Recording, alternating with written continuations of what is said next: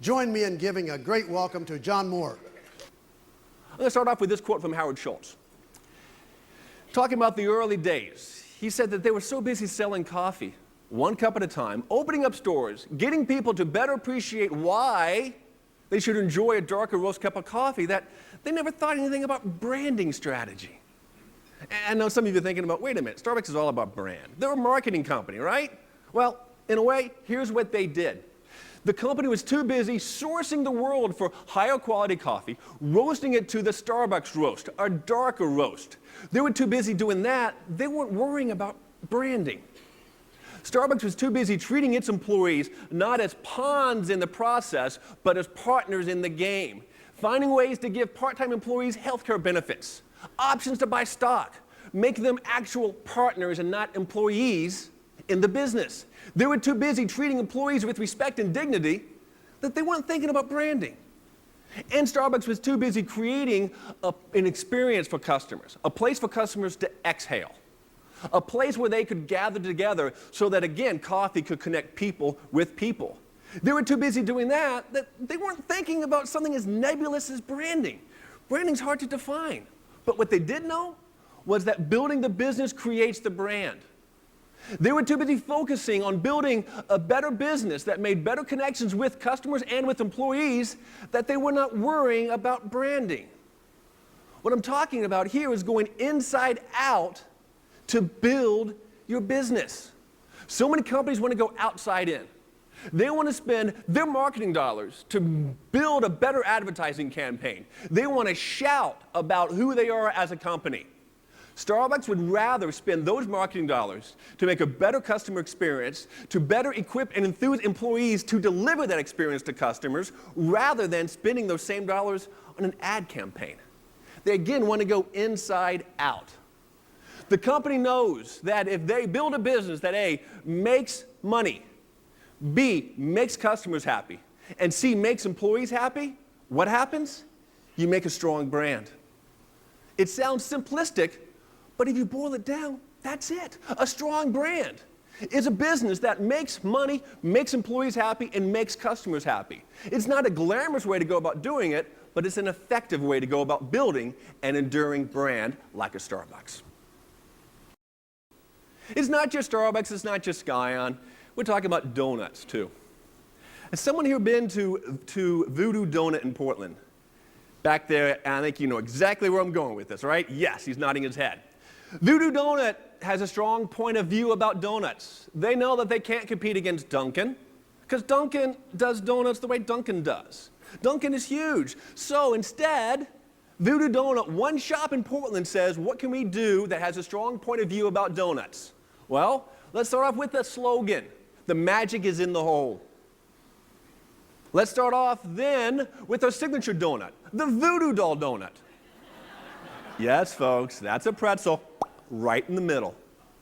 Now, here's a donut you guys are going to just go gaga over. The Maple Bacon Bar Donut. The audacity to put 2 slices of bacon atop a donut. Talk about earning opinions. When people see this donut, they go, oh, that's disgusting. It's not, it's delicious. I don't eat a lot of donuts, but I had to eat this donut when I was in Portland. The donut, it tastes like a stack of pancakes. Maple syrup and bacon, you know the plate that you get. It's not that piece of it. It's the end of it. When you got that doughy pancake goodness that in a way is congealed within the syrup, and you get the bacon bit sprinkled on the side, you don't let that go to waste, do you? No, you take your fork and you put it on the side of the plate, and you kind of look this way, look that way, make sure no one's looking, and then you eat it. And then you do this guttural Homer Simpson, oh yeah, that sugary goodness. That's what that donut tastes like. It's delicious.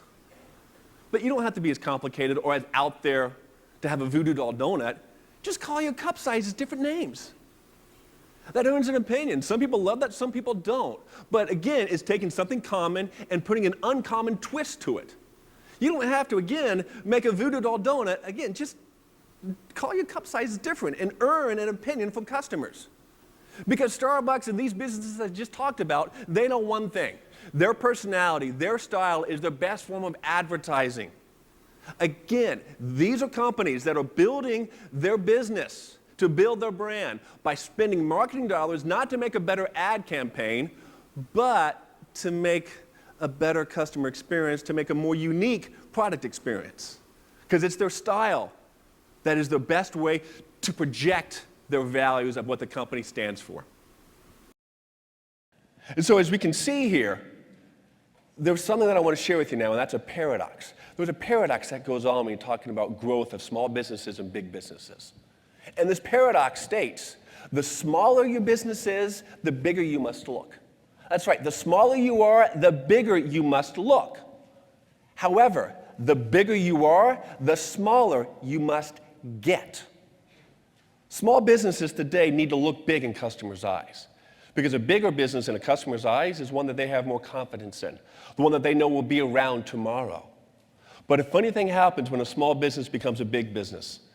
It's time for that big business to act small again. And that is where Starbucks is right now. Starbucks was once a small business, they become a big business, and now they are needing to find a better focus to become a smaller business in customers' minds. And this is how it all really ties back into rock, paper, scissors. You see, scissor businesses begin off by carving a niche, and they have success. And then they morph into a rock business. And from there, again, they have sales momentum that allow them to grow. They have a solid foundation from which to grow on. And ultimately, as you grow, you end up expanding. And sometimes businesses go from being a rock business to a paper business. And they get so big that at some point in time, sales start to fall, growth stalls, and they have to what? Refocus. And refocus means they got to cut some of the stuff out that they've been doing. And thus, they act more like a scissors company. So in a way, this paradox of growth fits both small businesses looking to be bigger as well as big businesses looking to get better. There's also another test. It's a $1,000 test. This is fun. There's a company out there, Zappos. They sell shoes online as well as now much more. They are in need of great people to man the phone lines because they're an online company, and when someone has a problem, they pick up the phone to call. And this customer call department is vital to their success, and they know it is. So they know they got to find the right hires. So what they do is they hire a gaggle of people, and they put them through 2 weeks of training. After week 1 of training, they sit each person down and they say, okay, you've been here for a week, you know who your coworkers are going to probably be, and you know more about us as a company. I have a deal for you. I will give you $1,000 to leave right now. They just spent 1 week of training, 1 more week to go. This boss is offering them $1,000 to leave on the spot. So this person here is going, wait a minute, I can leave now and get out of here. Or this person says, wait a minute, this is a pretty cool company. No, I don't want the $1,000, I want to stay here. What they found out was 10% of those new hires take the $1,000 and run. 90% stay. Those 10% that actually leave, in a way, good riddance. Why? Because they probably would have never had the passion, and they probably would have been short-timers because they just didn't get it. And that $1,000 is actually pretty cheap when you think about the thousands of dollars this company was going to spend to train this employee. So I thought that was a pretty smart test. So my question to you is, what's your passion test?